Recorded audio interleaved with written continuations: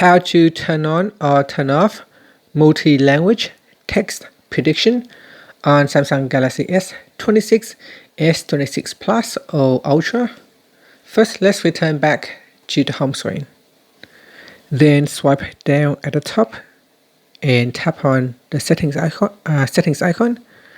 Now we then scroll down and tap on General Management. From here, tap on Samsung Keyboard Settings. Now scroll down, then tap on More Typing Options.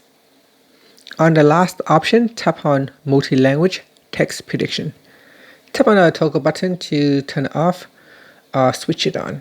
Finally, tap on the home button to go back to the home screen. So I'm just going to switch it off. Thank you for watching this video. If you find it helpful, please like and subscribe to my channel for more videos.